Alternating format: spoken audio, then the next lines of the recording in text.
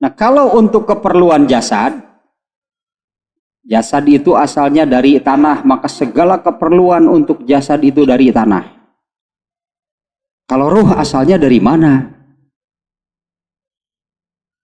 Maka segala kepentingan untuk ruh itu berasal dari tempat asalnya. Emang ada kapsul obat takabur? Kapsul bagian jasad. Dar aya nu hasud make balsam atuh mal nyambung.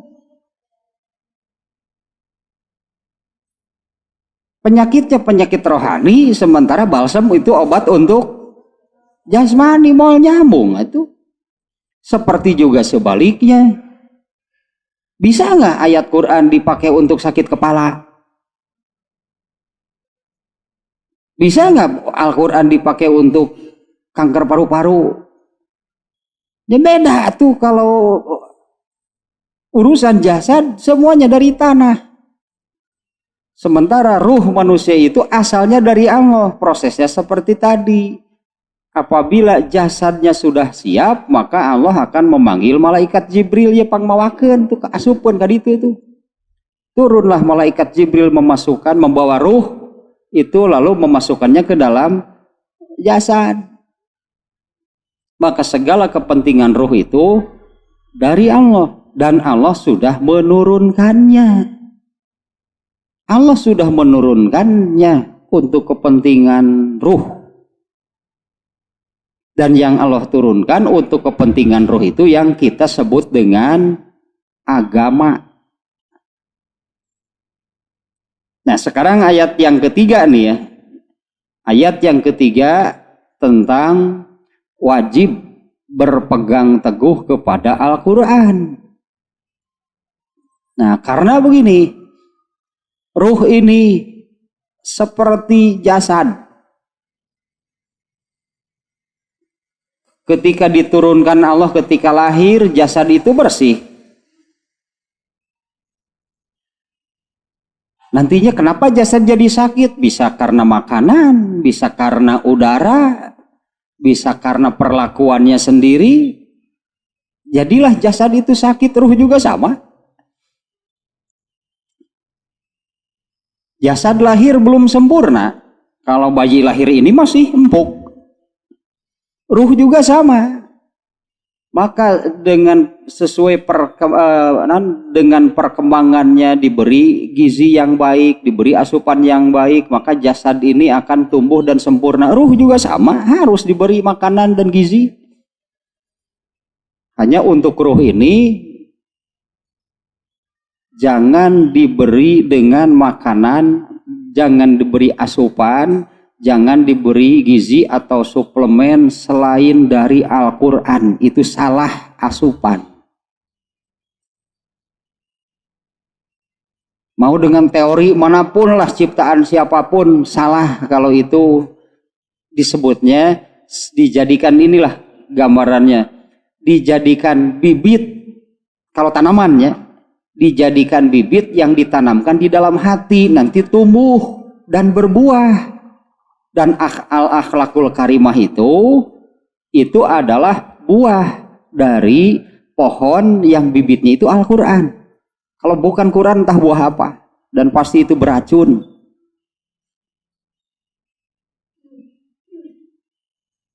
Salah menanamkan bibit ke dalam rohani manusia, maka akan tumbuh dan berbuah. Dan al-akhlakul karimah itu berasal dari bibit yang namanya Al-Quran. Itulah yang dulu Allah tanamkan di dalam hati Rasulullah. Buahnya seperti apa? Buahnya itu adalah Rasulullah itu manusia yang berakhlak paling mulia. Nah, kalau bukan Al-Quran berarti salah atau melakukan. Kenapa yang menanamkannya bukan Al-Quran? Maka di hadis tadi, setiap manusia yang dilahirkan itu dilahirkan dalam keadaan fitrah, sudah disesuaikan oleh Allah. Lalu di hadisnya tadi, kedua orang tuanya meyahudikannya, tak eta bibit yang ditanamkannya oleh orang tuanya. au yunasironihi atau menasronikannya, atau yumajisanihi memajusikannya, atau apapun sebetulnya. Kalau yang ditanamkan di dalam ruh seorang anak selain Al-Quran, jangan diharapkan akan berbuah atau buahnya itu adalah akhlakul karimah mual aya. Tidak akan ada akhlakul karimah kalau yang bibit yang ditanamkan di dalam hatinya itu bukan Al-Quran. Mau ajaran siapapun, mau teori dari manapun, gak akan ada al-akhlakul karimah. Harus Al-Quran yang ditanamkannya. Sehingga ini mukadimahnya diawali dengan wajib berpegang teguh kepada Al-Quran, artinya menanamkan di dalam ruhnya itu Al-Quran. Dan orang yang sudah menanamkan Al-Quran di dalam rohaninya, di dalam ruhnya itu juga jangan dibiarkan, jangan sampai nanti tumbuhnya yang lain. Seperti kalau petani menanam padi, ditanam antap atau nu jadi nu mana, nanti yang tumbuh yang mana, nyer jeung eceng, padi nama bisa-bisa mati. Ini banyak terjadi itu pada orang Islam, agamanya sudah beragama Islam, pasti kitab sucinya Al-Quran. Pastikan kitab sucinya Al-Quran. Agama yang dianutnya kan agama Islam. Tapi kemudian terus gitu Al-Qurannya tidak ditumbuhkan, malah yang lain yang dibiarkan tumbuh. Teori dari manalah, ajaran siapalah, tahu Al-Quran nama Al-Qurannya dikesampingkan. Sehingga kemudian yang tumbuh di dalam dirinya apa? Bukan Al-Quran, karena Al-Qurannya tidak ditumbuhkan. Yang tumbuhnya itu, ya itulah tadi teori siapa, ajaran dari mana, tahu lu diaramalkeun teh Quran mah. Mati bisa jadi, Qurannya sudah mati sebetulnya. Nah, padahal nanti adanya hadis ke depannya, Al-Quran itu akan menjadi penolong di akhirat. Artinya sebesar apa seseorang mendapat pertolongan dari Al-Quran? Harus jawab dulu pertanyaannya. Yang kabagian sakumaha tina Al-Quran teh? Kabagian naonana?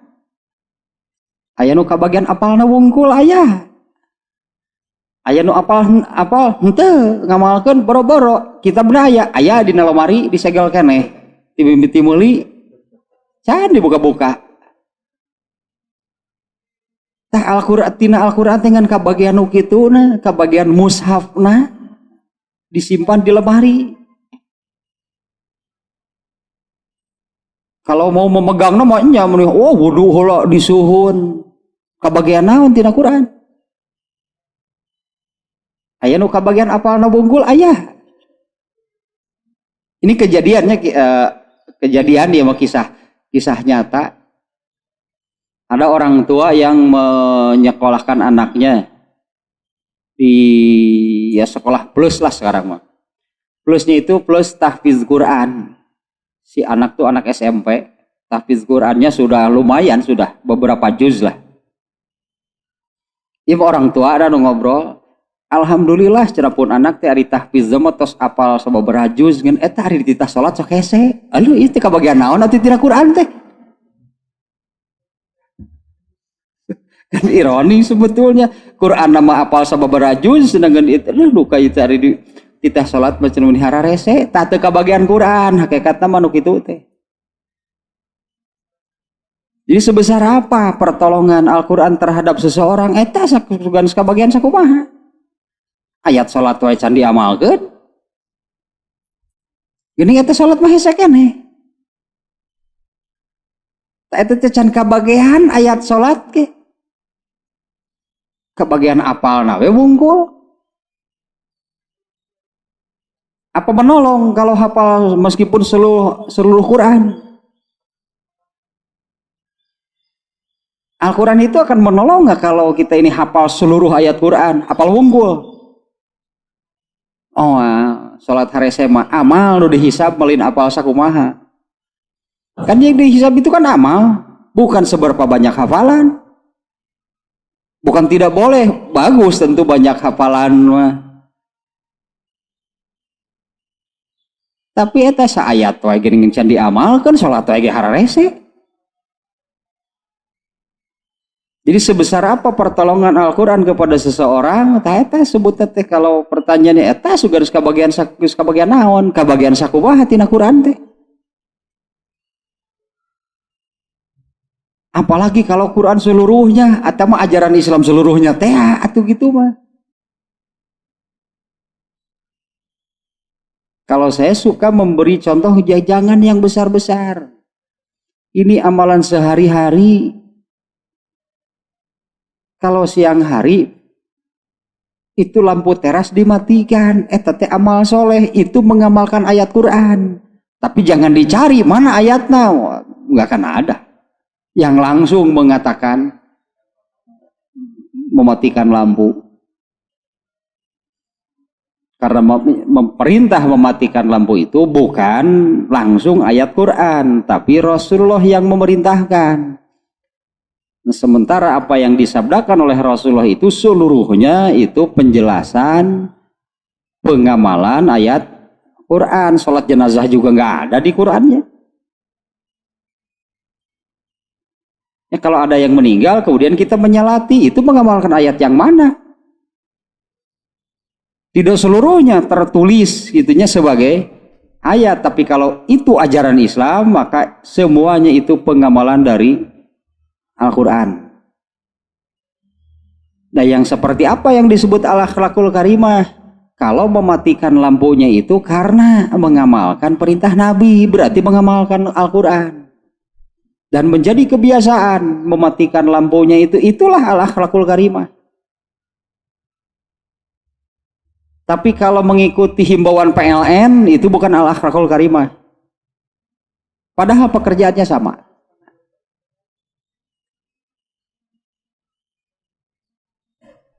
Pekerjaannya kan sama. Tapi yang satu mematikan lampunya itu mengikuti himbauan PLN, hemat energi. Kalau yang satu lagi melaksanakan perintah Rasulullah, amalnya sama. Yang satu al-akhlakul karimah, karena dua-duanya ini sama jadi kebiasaan sehari-hari. Yang satu akhlakul karimah, dan kalau akhlakul karimah tadi itu amal soleh dan berpahala. Kalau mengikuti himbauan PLN minta pahalanya kemana? Kalau taat kepada Allah yang memberi pahala siapa? Kalau mengikuti perkataan orang yang memberi pahala?